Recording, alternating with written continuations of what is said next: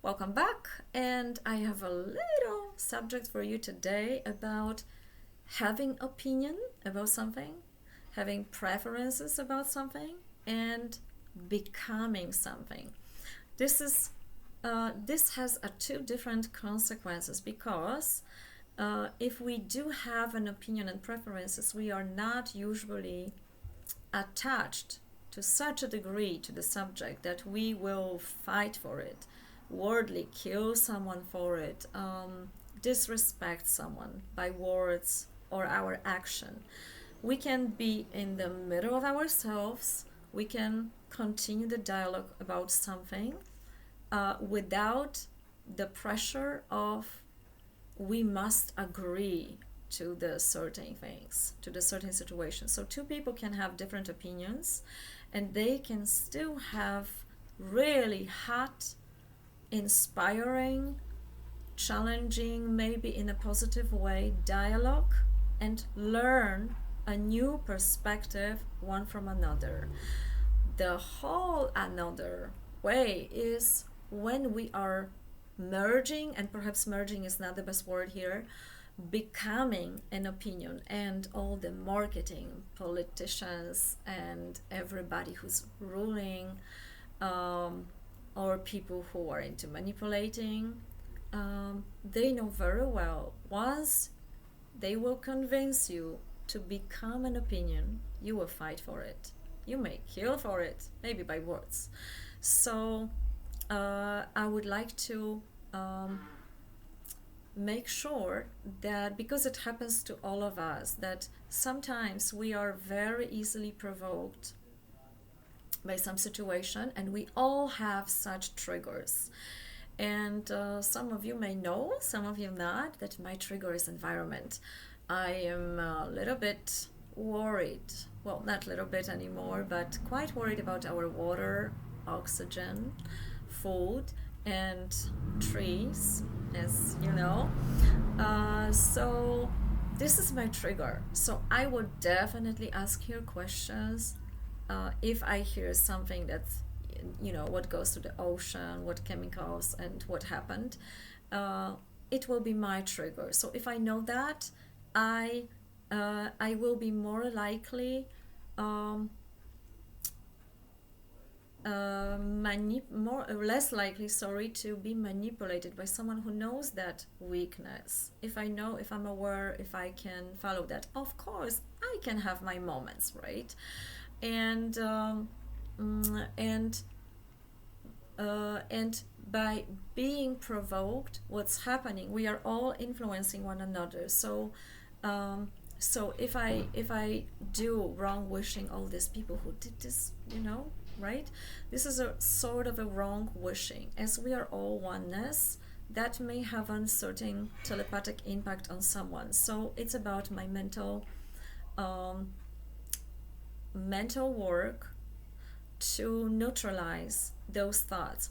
And some of you, especially those people who are actually having YouTube channel, and you probably dealt with some comments that were not so positive, you feel the impact of those comments on you. And some, they are not touching you, but some are pretty disturbing, if and they are somewhat harmful. So sure, we can understand other people and be tolerant toward the sort of negative criticism.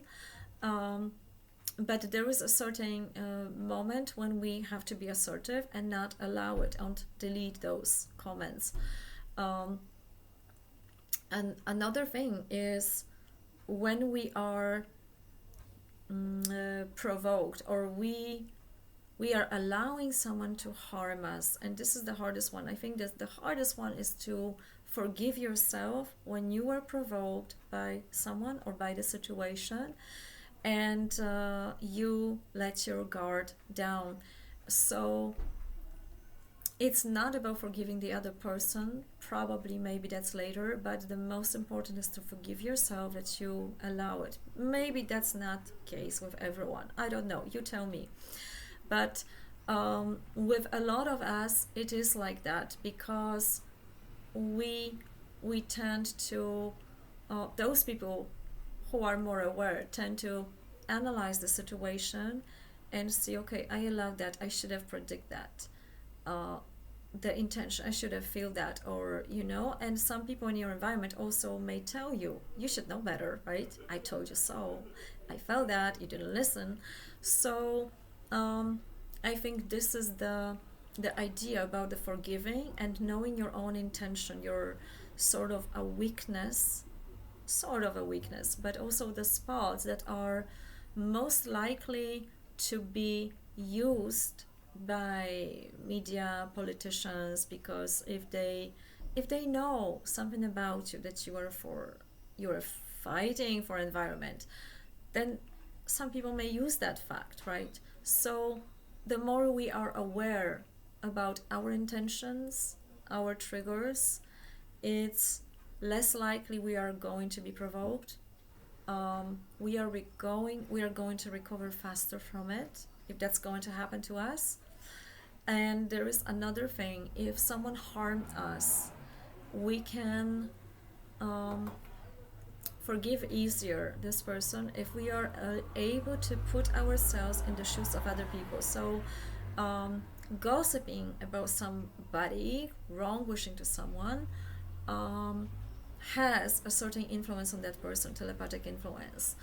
And sure, it can happen to everyone. We like gossip sometimes, right? But it's important that we neutralize that we say we say those words: forgive, I forgive myself, I forgive you, I am sorry, thank you for something, and love you. So you're neutralizing the certain impact of the words, or you didn't mean to, or you analyze it, especially before you end your day, before you go to bed. It's like a sort of internal mental shower. We have the both sides within us. Sometimes we're very creative as human beings in wrongdoings, in wrong wishing, and in good wishes too.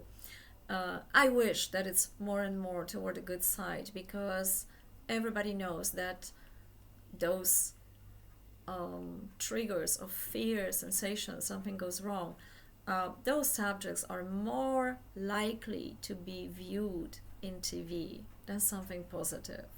Who wants to who wants to hear in the news that something happened so good? So they know about it, and if people who are running the television knows that news about something wrong happened, is more likely to be watched, there is more views, then of course you are going to be served exactly that.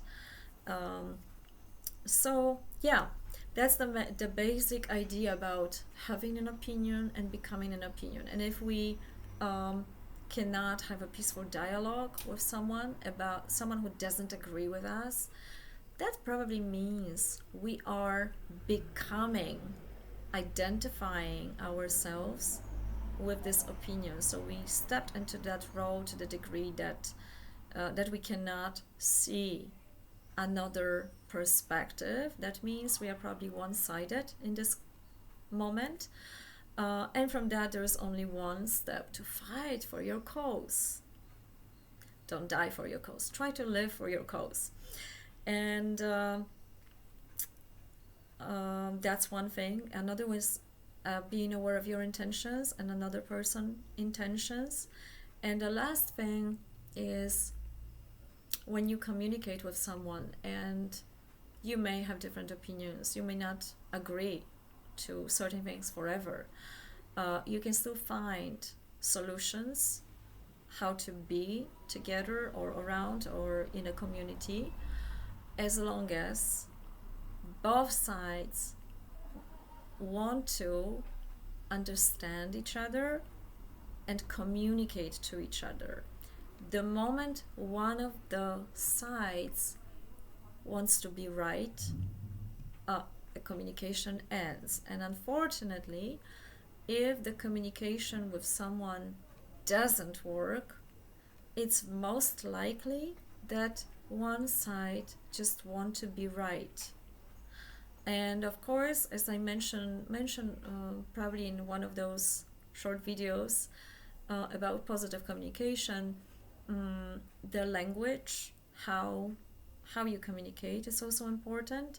Sometimes we do not have bad intentions, but just our language, like you did me this, you did. So the moment you start with you, it's more accusing.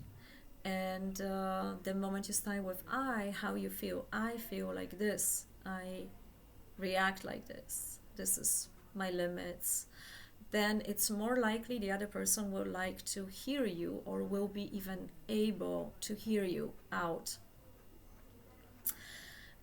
So I think this is it. I am wishing you wonderful day, night, evening time, and vacation time. I'm greeting you very, very warmly from my heart to yours. And if you are already somewhere there having wonderful vacation, use this time, stay safe, use this time as much as you can, because we are living in interesting times, right? So I wish, I send my positive wishes, and I hope that we can, most of us, co-create, because there is another concept, of course, about creating and co-creating. Some people say you can create anything you can become anything you want, and the only thing that I have a little problem with it is that we are in the environment. Other people are influencing us, we are influencing us, the place is influencing us. So it's more like a co-creation. We are all connected, and the wholeness of that, it's the term determines what is going to be the result of it. So yes, there are unfortunately people that are feeding on gossiping, on sending anger or wrong wishing to us, and we do need to see that, neutralize that, and pay attention to that. Uh, but the more we are surrounding ourselves with the positive vibes and people who are wishing us goodness, then we are becoming slowly within that small group stronger, and we create more goodness in the world. And as I mentioned in one of my oracle, the series, the one character says that evil plus evil creates more evil. So you cannot really fight evil with evil, although some people claim that, because it just creates the worse of the same.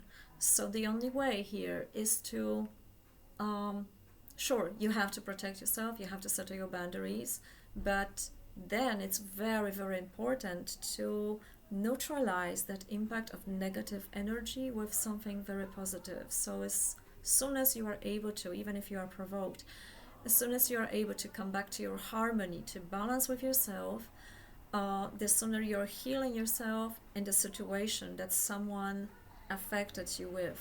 Unfortunately, that happens. And I had quite a bit of, as you may know, paranormal incidents, and there are some entities that have no consciousness, and there are, especially in the dirty places, like when you travel, there is, I don't know, like, in the former times, people are camping or go in some weird suspicious places that nobody cleans. It somehow goes with the dust, with the not clean environment. And there are those little entities, they look like a dark cloud, and it's just a growing maybe consciousness, maybe something that is out there, and it likes to stick to auras of people, and you do have to protect yourself. But if you just send hate toward that, you just feed on hate, you create more hate. But if you send the blessings and love, then maybe something better will happen. There are other creatures, like this big book of angels and demons, and as some people claim, and of course this theory, don't believe me, you check it everything yourself. They claim that you cannot destroy certain beings by sending love, and the only thing they can do is just laugh at you. And I had such an incident also when I heard the laughter of such a creature and say, you cannot destroy me, because this other side, the existence of the side, you cannot destroy sorrow. You can just bring more love, but you cannot really destroy sorrow. So you can push it away, sure, with love. You can remove it. You can exchange it for something else. You cannot destroy, because the distraction brings only more distraction. That's just my humble opinion. You don't have to agree with me, of course. What I wish for us, that we stay in our balance of common sense, and we look at the situations from different perspectives as much as we can. And we are all having our ups and downs here, and none of us is perfect, otherwise we probably wouldn't be on earth. But the attempt and the amount of times when we are capable of doing that, it's our win. It's our adding more to creating something positive and positive experience in our life. Anytime we manage to do that, we add more goodness to ourselves and to those around us and to our environment. And as some shaman said, like, you can scream at the forest, it will die. You can also love the forest, it will grow. So this is the choice that we have every day. So I think I will leave you with that thought, and please share with me, what is for you common sense. For me, is to look from different perspective, watch it, and even if I do judge something negatively, say, okay, that's my judgment. Why am I so judgmental today? Maybe I'm lacking some energy. Maybe I need to breathe more. And just, to watch yourself, ourselves, and watch what's happening in our environment. So that's for me a common sense, to look from different perspectives and put myself in the shoes of those around me, why they're acting certain way. You don't always have to forgive everybody, or allowing them to harm you, of course. You never should actually allowing other people harm you, but it's going to be easier for you to forgive yourself and those other people if you do understand their motives. Because usually if someone harms you, it means this person is very unhappy with themselves, and that's the basic cause. Those people who are doing wrong, they are usually very unhappy. Okay, I think I didn't mix too many subjects, although I a little bit jumped today from one topic to another. Just to conclude, have an opinion. Don't identify yourself with an opinion, because there's a little bit trap in there, and you know how that ends. Pay attention to your intentions and to people who communicate with you. Do they want to communicate with you? Do you want to communicate? Oh, we just want to have right, because if we want to have right, that's the whole another way how the conversation may go. And do you really want to waste time for that, right? So that would be it. About someone asking about the channeling part. No, I'm not going to interpret, edit some of the Pleiadians channeling. For me, I like the form, and I also have an editor, and I'm looking forward to be more edited, because English is not my first tongue, as you may hear. You probably hear that, but I like the form. And sometimes when I write and I hear the certain dialogue in my head, and it flows and it's clear for me, I feel elevated, I feel happy about it, I feel something interesting going on. And sometimes there are certain forms that when you do channeling, automatic writing or whatever, be careful about that, because if it just makes no sense, it's too complex in a way that it's not scientific, it's just, doesn't make sense, then there are two possible ways that what may happen. One is the vibrations are not fitting, you are not congruent with that entity, whoever that is, you don't ask. It's pretty low, and you don't want to be involved in that. Or the language is different. You are missing a lot with the language, with the understanding, and the interpretation may not be exactly correct. So just be cautious about it when you channel. And again, I'm not judging anyone. If you hear, and I heard some good channelings, also Pleiadians channeling, and I like them. If you do hear them and they lift you up and they bring something good into your life and they're inspiring you, it's good for you. Listen to them. Some of them are not good for me. I don't feel them. I'm not going to involve myself with it. And that's just, again, my feeling, my preferences. But I can discuss it with you, and I can also accept some of the words, and with others, I just simply won't agree. So, one more time, I'm wishing you wonderful time out there, great summer, and healthy summer. And I will still make sure that every now and then I do a little bit of video about certain topics that you are mostly interested in and you do want me to do something about it. More or less, you know what to expect from me. So once again, have an inspiring time in whatever you do. Bye bye.